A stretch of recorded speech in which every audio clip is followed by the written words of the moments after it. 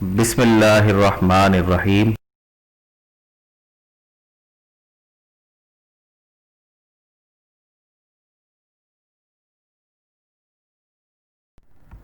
جماعت نحم، مضمون اردو کی کتاب حصہ غزل سے غزل نمبر 2، معلم ضیاء الرحمن۔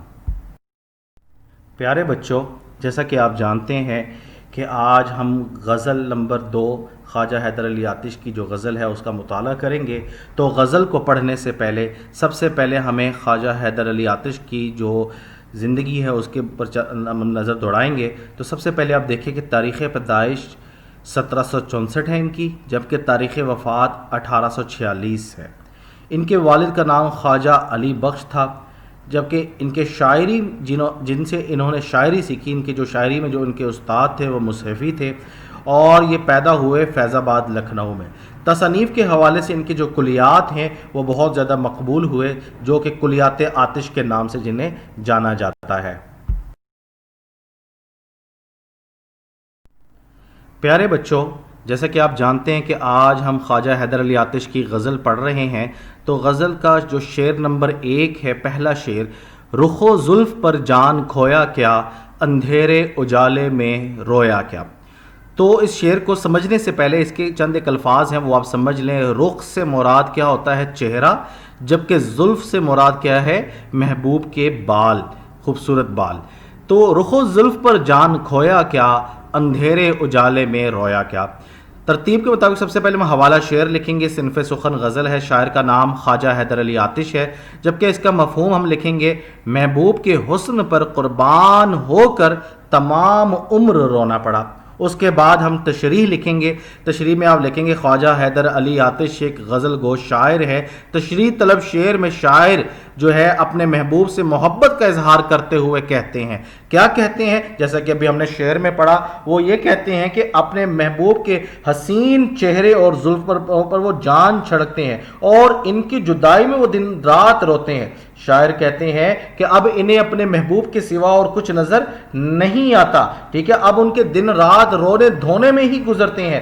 یہ ایک ایسی کیفیت اور ایسے احساس ہے کہ انسان محبت میں ہمیشہ اداس اور پریشان رہتا ہے، اور اسی اداسی اور پریشانی کو شاعر عموماً رونے سے تشبیہ دیتے ہیں۔ یعنی کہ شاعر چونکہ محبت اپنے محبوب سے بے انتہا محبت کرتا ہے، وہ اپنے محبوب کے حسن پر، اس کے چہرے پر، اس کی زلفوں پر جو ہے وہ مر مٹا ہے۔ اب دن رات جو ہے وہ انہی کے اپنا جو ہے ہجر و فراق میں جو ہے وہ اب روتا رہتا ہے، نوحہ کنا رہتا ہے۔ تو اسی کیفیت کو شاعر نے اپنے الفاظ میں بیان کیا ہے۔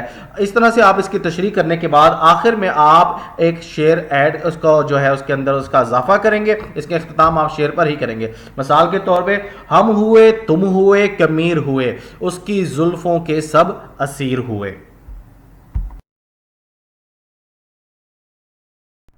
شعر نمبر 2 ہے، ہمیشہ لکھے وصف دندان یار، قلم اپنا موتی پرویا کیا۔ تو ہمیشہ لکھے وصف دندان یار، وصف کہتے ہیں خوبیوں کو، صفات کو، دندان کہتے ہیں دانتوں کو، یار کہتے ہیں محبوب کو۔ تو یعنی کہ شاعر کہتا ہے کہ میں نے ہمیشہ اپنے محبوب کی دانتوں کی خوبیوں کو لکھا ہے۔ قلم اپنا موتی پرویا کیا۔ تو قلم اپنا موتی پرونا کا مطلب یہ ہے کہ بہت عمدہ لکھنا، یعنی کہ میرے قلم نے ہمیشہ بہت ہی خوبصورت اور عمدہ لکھا ہے۔ تو سب سے پہلے آپ حوالہ شعر لکھیں گے، صنف سخن غزل، شاعر کا نام خواجہ حیدر علی آتش، مفہوم، میرا قلم محبوب کی تعریف یعنی محبوب کے دانتوں کی صفات کے حوالے سے موتی پروتا رہا ہے۔ تو اسی طرح اب ہم تشریح کا آغاز کریں گے۔ تشریح کا آغاز ہم لکھیں گے، مثال کے طور پہ، شاعر یعنی کہ حیدر علی آتش ایک غزل گو شاعر ہیں، ٹھیک ہے۔ تشریح طلب شعر میں شاعر اپنے محبوب کی خوبصورتی کو جو ہے موضوع سخن بناتے ہوئے کہتے ہیں کہ میں نے ہمیشہ جو ہے اپنے محبوب کی دانتوں کی خوبیاں بیان کی ہیں۔ عام طور پر دیکھا یہ جاتا ہے کہ جو محب اگر کسی محبوب کو چاہتا ہے، وہ اس کے محبوب کے اندر جو بھی چیز ہوگی اس کی خوبصورتی کے حوالے سے اس کو ہر چیز جو ہے ہے وہ خوبصورت ہی لگتی ہے، ٹھیک ہے، اس کو اپنے محبوب میں کسی قسم کا کوئی عیب یا کوئی داغ نظر نہیں آتا، لہٰذا محبوب کی ہر چیز اس کے لیے جو ہے وہ لائق تحسین ہوتی ہے۔ تو شاعر اسی خیال کو سامنے رکھتے ہوئے اپنے محبوب کے جو دانت ہیں جو سمجھتا ہے کہ موتیوں سے بھی زیادہ خوبصورت ہیں، ان کو جو ہے وہ ان کے بارے میں صفات لکھتا ہوا ہمیں نظر آتا ہے، ٹھیک ہے۔ عاشق، عشق و محبت میں عاشق کو محبوب کی ہر بات، ہر ادا اور ہر چیز خوبصورت ہی دکھائی دیتی ہے، اس لیے وہ محبوب کی مختلف جو چیزیں ہیں ان کے اوصاف بیان کرتا ہوا نظر آتا ہے، جس طرح کہ اس شعر میں شاعر جو ہے اپنے محبوب کے دانتوں کی خوبیوں کو بیان کر رہا ہے اور کہتا ہے کہ میرا قلم جو ہے وہ خوبیاں بیان نہیں کر رہا بلکہ وہ کیا پرو رہا ہے، وہ موتی پرو رہا ہے، اور موتی پرونے سے مراد یہ کہ بہت عمدہ کام کرنا، بہت اچھا کام کرنا۔ اس طرح سے آپ اس کی تشریح کریں گے اور تشریح کا اختتام آپ شعر پر لکھیں گے، اس شعر پر کریں گے۔ شعر آپ نوٹ کر لیں۔ تیرے دندانوں لب نے کر دیا بے قدر عالم میں، تیرے دندانوں لب نے کر دیا بے قدر عالم میں، گر کو، لال کو، یاقوت کو، ہیرے کو، مرجان کو۔ شعر نمبر 3 ہے، کہوں کیا ہوئی عمر کیوں کر بسر، میں جاگا کیا بخت سویا کیا۔ جیسا کہ شعر سے ہی واضح ہے، یعنی کہ شاعر کی یہ کہنا ہے کہوں کیا عمر ہوئی کیوں کر بسر، کیوں کر سے مراد یہاں پر کیسے ہے، جبکہ میں جاگا کیا بخت سویا کیا، بخت سے مراد یعنی کہ قسمت ہے، نصیب ہے۔ تو اس شعر کے اندر سب سے پہلے طریقہ کار کے مطابق حوالہ شعر لکھیں گے، پھر ہم مفہوم لکھیں گے۔ مفہوم دیکھیں، میں کیا کہوں میری عمر کیسے گزری، یعنی میں جاگتا رہا اور میرا نصیب سوتا رہا۔ تشریح لکھیں گے، تشریح میں لکھیں گے خواجہ حیدر علی آتش ایک غزل گو شاعر ہیں، تشریح طلب شعر میں شاعر جو ہے اپنے نصیب پر جو ہے اپنا جو ہے وہ کا اظہار کرتے ہوئے کہتے ہیں کہ میرا نصیب کس قدر برا ہے کہ میں ساری عمر جو ہے وہ جاگتا رہا اور میرا نصیب یعنی کہ سوتا رہا۔ یعنی کہ شاعر یہ کہتے ہوئے نظر آتے ہیں کہ میں کیسے بتاؤں میری عمر کیسے گزری، یعنی کہ میں جاگتا رہا، یعنی زندگی جاگنے سے مراد یہ ہے کہ زندگی کے دکھ، درد، کرب و الام، مصائب کو برداشت کرنا۔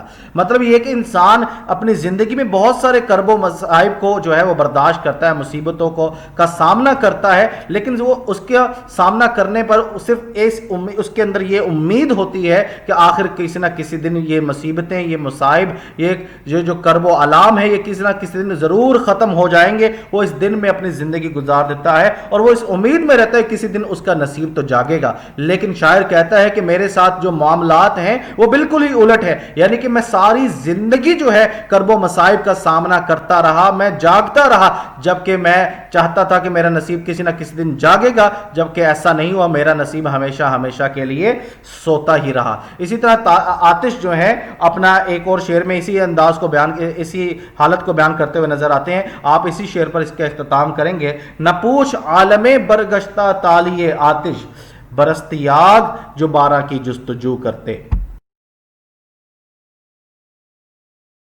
شعر نمبر 4 ہے، رہی سبز بے فکر کشت سخن، نہ جوتا کیا میں نہ بویا کیا۔ تو شعر کو سمجھنے سے پہلے آپ اس کے چند ایک معنی ہیں وہ ملاحظہ فرمائیے۔ رہی سبز بے فکر کشت سخن، یعنی کہ سبز سے مراد کیا ہے، سرسبز و شاداب، تابندہ رہنا، قائم رہنا، آباد رہنا، زندہ رہنا۔ فکر کہتے ہیں سوچ کو۔ کشت سخن، کشت سخن مطلب رہی سبز بے فکر کشت سخن، سخن شاعری کو کہتے ہیں۔ تو میری سوچ ہمیشہ جو ہے، شاعری کی سوچ جو ہے، کھیتی جو ہے، کشت کہتے ہیں کھیتی کو، جبکہ سخن کہتے ہیں شاعری کو، یعنی کہ میری شاعری کی جو کھیتی ہے وہ ہمیشہ سرسبز و شاداب رہی ہے۔ نہ جوتا کیا میں نہ بویا کیا، ٹھیک ہے، یعنی کہ نہ میں نے مجھے کچھ اس کے لیے کچھ جوتنا پڑا، نہ ہی مجھے کچھ بونا پڑا، لیکن پھر بھی میری جو شاعری کی جو کھیتی ہے وہ ہمیشہ سرسبز و شاداب ہی رہی ہے۔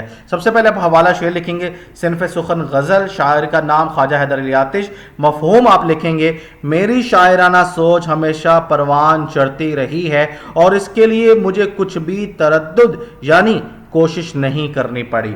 تو تشریح آپ لکھیں گے، تشریح کے اندر لکھیں گے اپنے جو ہے خواجہ حیدر علی آتش جو ہے ایک غزل گو شاعر ہیں، تشریح طلب شعر میں شاعر جو ہے اپنی شاعری کو جو ہے موضوع سخن بناتے ہوئے کہتے ہیں، وہ کیا کہتے ہیں؟ وہ یہ کہتے ہیں، کیونکہ وہ عام طور پر دیکھا یہ گیا ہے کہ جو لوگ جو ہے محبت کے اسیر ہوتے ہیں، جن کے دلوں میں محبت جو ہوتی ہے معجزن ہوتی ہے، عام طور پر ان کی محبت جو ہے الفاظ بن کر ان کی زبان پر آ پہنچتی ہے، جو کہ شاعری کی یا سخن کی شکل جو ہے وہ اختیار کر لیتی ہے۔ تو شاعر یہاں پر اپنے اسی جو ہے حالت کو بیان کرتے ہوئے نظر آتے ہیں کہ وہ یہ کہتے ہیں کیونکہ میرے دل میں محبت کا ایک جو ہے پودا جو ہے وہ پروان چڑھ چکا ہے، میری شاعری کی جو کھیتی ہے وہ سرسبز و شاداب ہے، لیکن اس کے لیے مجھے کوئی محنت یا تردد نہیں کرنا پڑا۔ وجہ یہ ہے کیونکہ جو میں سوچتا ہوں مجھے اس کے لیے سوچنا ہی نہیں پڑتا، بلکہ وہ خود بخود جو الفاظ جو ہیں وہ میری شاعری کے سانچے میں ڈھل جاتے ہیں، ٹھیک ہے، انہیں شاعری کے لیے کوئی محنت نہیں کرنا پڑی،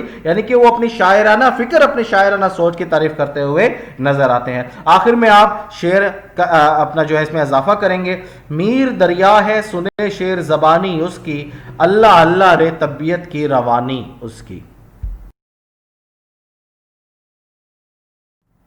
شعر نمبر 5 ہے، برہمن کو باتوں کی حسرت رہی، خدا نے بتوں کو نہ گویا کیا۔ برہمن کہتے ہیں وہ ہندو طبقہ جو ہندو جو بت ہیں، جن کو وہ بھگوان سمجھتے ہیں، ٹھیک ہے، ان کی وہ پوجا پاٹ پر جو ہوتے ہیں وہ ان کو جو ہے وہاں پر عائد کیا جاتا ہے، ٹھیک ہے۔ تو یعنی کہ یہ وہ طبقہ ہے جن کی ہندوؤں پر اجارہ داری ہوتی ہے، جو بتوں کی پوجا کرتے اور کرواتے ہیں، تو ان کو برہمن کہتے ہیں، ٹھیک ہے۔ تو یہاں پر خدا نے بتوں کو نہ گویا کیا، گویا سے مراد کیا ہے؟ بولنے کی طاقت نہیں دی۔ مطلب اس شعر کا یہ ہے بت پرست کو بت کے بولنے کی حسرت رہی ہے، لیکن اللہ نے بتوں کو بولنے کی طاقت نہیں دی۔ تو اس تشریح کے اندر آپ یہ دیکھیں گے جیسا کہ شاعر نے اس کے اندر بیان کیا ہے کہ برہمن جو ہے، یہاں پر شاعر نے برہمن کو سے مراد یہاں پر کیا، برہمن سے مراد اپنے آپ کو لیا ہے، جبکہ بت کو مراد وہ اپنے محبوب کو تصور کر رہا ہے کہ اس کا محبوب جو ہے وہ بت ہے، وہ خود جبکہ کیا ہے؟ برہمن ہے۔ وہ اپنے آپ کو برہمن تصور کرتے ہوئے کہتا ہے کہ جس طرح برہمن کو ہمیشہ سے غلط فہمی رہتی ہے کہ اس کا بت جو ہے ایک نہ ایک دن ضرور بولے گا، لیکن خدا نے تو بت کو بولنے کی صلاحیت ہی نہیں دی، اسی طرح شاعر اپنے آپ کو وہ برہمن کے مطابق سے تشبیہ دیتے ہوئے کہتا ہے میں بھی اس برہمن کی طرح ہوں جو یہ امید لگائے بیٹھا ہے کہ ایک نہ ایک دن اس کا محبوب جو ہے ضرور اس کی باتوں کا جواب دے گا، اس کو پلٹ کر ضرور دیکھے گا۔ لیکن شاعر کہتا ہے جس طرح خدا نے بتوں کو بولنے کی طاقت نہیں دی، اسی طرح خدا نے جو ہے میرے محبوب کے دل سینے میں بھی دل نہیں دیا کہ وہ مجھ سے کلام کرے۔ تو اس طریقے سے آپ اس شعر کی تشریح کریں گے اور آخر میں آپ اس میں شعر کا اختتام کریں گے ایک شعر کے ساتھ، کیوں سنے عرض مضطرب مومن، کیوں سنے عرض مضطرب مومن، صنم آخر خدا نہیں ہوتا۔ شعر نمبر 6 ہے، مزہ غم کے کھانے کا جس کو پڑا، وہ اشکوں سے ہاتھ اپنا دھویا کیا۔ تو اشکوں سے مراد مطلب یہاں پر آنسو ہے۔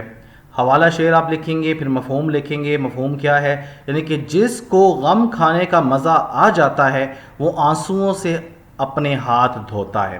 تو تشریح آپ لکھیں گے، تشریح کا مطلب کیا ہے؟ تشریح اگر آپ دیکھیں تو تشریح میں ہم دیکھیں گے کہ شاعر جو ہیں عام طور پر شاعروں کے نزدیک عشق و محبت مصائب و تکالیف کا دوسرا نام ہے، کیونکہ عام طور پر ضروری نہیں کہ ہر محبت کرنے والے کو وہ محبت حاصل ہو جائے، تو اسی لیے عام طور پر محبت کے راستے میں ہمیشہ تکالیف کا ہی سامنا کرنا پڑتا ہے۔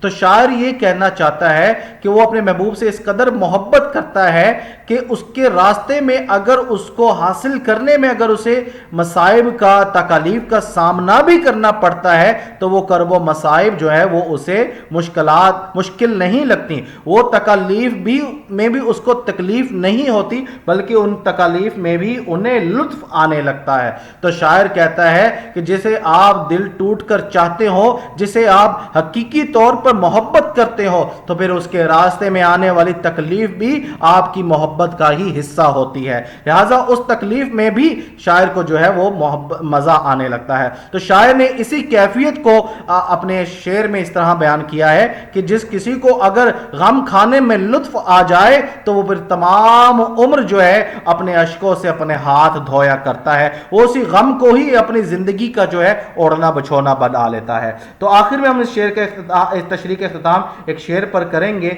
वो शेर आप देख लें, हम रोने पे आ जाए तो दरिया ही बहा दें, शबनम की तरह हमें रोना नहीं आता। ज़नख़दा से आतिश मोहब्बत रही, कुएं में मुझे दिल डबोया क्या। तो बच्चों ये आखिरी शेर है, इसकी हम तशरीह करते हैं। सबसे पहले हवाला शेर लिखेंगे, सिनफ़े सुखन गज़ल, शायर का नाम ख्वाजा हैदर अली आतिश। मफ़हूम, शायर का दिल महबूब की ठोड़ी में पड़ने वाले गड्ढे में डूब गया है। मतलब क्या है, ज़नख़दा का मतलब यहाँ पर क्या है, ठोड़ी को कहते हैं, जो हमारी ठोड़ी जो होती है, ठीक है, उस ठोड़ी को ज़नख़दा कहते हैं। आतिश शायर का यहाँ पर तखल्लुस है, क्योंकि आखिरी शेर है तो ये शायर का मक्ता भी है, क्योंकि शायर ने आखिरी शेर में अपना तखल्लुस भी अपना जो है वो लिखा है। कुएं में मुझे दिल डबोया क्या, तो शायर ये कहना चाह रहा है, शायर ने यहाँ पर एक अपना जो है इस्तारे लिए हैं, एक तशबीह का सहारा लिया है कि शायर कहता है कि मेरे महबूब की ठोड़ी में पड़ने वाला जो गड़ा है वो एक कुएं की मानंद है जिसमें मैं डूब गया हूं। मतलब यह है कि शायर अपने महबूब के हुस्न जमाल पर फरिफ्ता हो गया है और उसको दिल दे बैठा है। अब उसके होशो हवास पर हमेशा ही उसका महबूब सवार रहता है। वो महबूब की जो है हमेशा जो है उसकी तारीफें बयान करता रहता है। वो ये कहता है कि मैं अपने महबूब के हुस्न पर जो है वो कुर्बान हो चुका हूं, मर मिटा हूं। ठीक है, आशिक ये समझता है कि हमेशा उसको जो है अपने महबूब की जो भी खुसूसियत है वो उसके लिए वो बहुत ज़्यादा अहमियत की हामिल होती है। इसी तरह शायर जो है अपने महबूब की ठोड़ी में पड़ने वाले गड़े को जो है यहाँ पर जो है मौजूद सुखन बनाते हुए कहता है कि वो इस कदर हसीन, इस कदर खूबसूरत और इस कदर दिल नशीं लगता है कि वो ऐसे लगता है कि जैसे कि वो कुएं की मानंद हो और मैं उसमें डूब चुका हूं। तो इस तरीके से हम इसकी तशरीह करेंगे। आखिर में हम तशरीह के इख्तिताम एक शेर पर करेंगे। वो क्या लिखेंगे, हम लिखेंगे, हम हुए तुम हुए कि मीर हुए, हम हुए तुम हुए कि मीर हुए, उसकी जुल्फों के सब असीर हुए।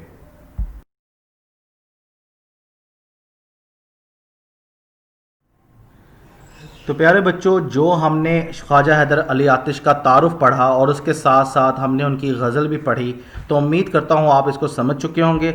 आखिर में आप अपने घर का काम नोट कर लें। इसमें आपने शायर का तारुफ लिखना है, तमाम अशार की तशरीह याद करनी है और लिखनी भी है, और इसके साथ साथ आपकी जो मश्क़ी सवालात हैं, आपकी जो मश्क़ है, आपने उसको भी हल करना है।